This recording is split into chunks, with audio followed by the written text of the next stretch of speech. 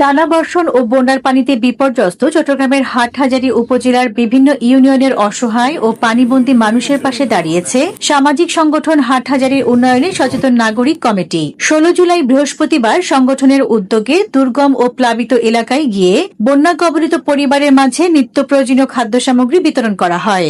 বন্যার কারণে হাটহাজারী উপজেলার বিভিন্ন এলাকার সড়ক যোগাযোগ ব্যবস্থা মারাত্মকভাবে ব্যাহত হওয়ায় অনেক পরিবার খাদ্য ও প্রয়োজনীয় সামগ্রী সংকটে মানবেতর জীবনযাপন করছে। এমন পরিস্থিতিতে ক্ষতিগ্রস্ত মানুষের কাছে দ্রুত সহায়তা পৌঁছে দিতে সংগঠনের নেতৃবৃন্দ বিভিন্ন প্লাবিত এলাকায় গিয়ে ত্রাণ সামগ্রী বিতরণ করেন। ত্রাণ বিতরণ কার্যক্রমে উপস্থিত ছিলেন সংগঠনের সভাপতি মোহাম্মদ নুরুন্নবী চৌধুরী নুরু, সাধারণ সম্পাদক মোহাম্মদ জাহেদউদ্দিন বিপ্লব, সহ সভাপতি মোহাম্মদ হাবিবুল্লাহ চৌধুরী, পরিবেশ ও জলবায়ু বিষয়ক সম্পাদক অ্যাডভোকেট মোহাম্মদ আলী চৌধুরী, সহ সাংগঠনিক সম্পাদক সাইদুর রহমান মমতাজ, আবু সৈয়দ, সদস্য ইকবাল হোসেন সহ সংগঠনের অন্যান্য সদস্যরা।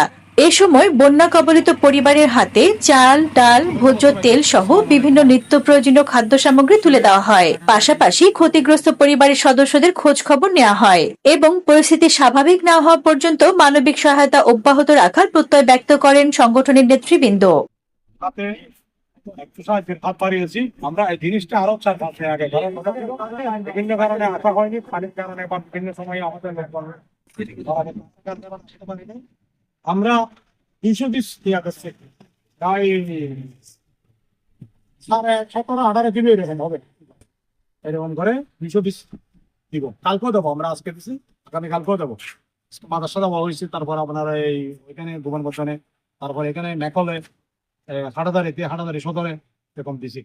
বাকি এগুলা কালকে কিছু জানা থাকবে অবশিষ্ট, এগুলা কালকে বিকালে দেবো আমরা।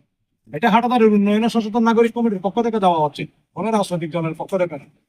এবং আমাকে সকালে সহযোগিতা করেছে, তাদের সকলের পক্ষ থেকে দেওয়া হবে। ধন্যবাদ সবাইকে। আসসালামু আলাইকুম ওয়া রাহমাতুল্লাহি ওয়া বারাকাতুহু।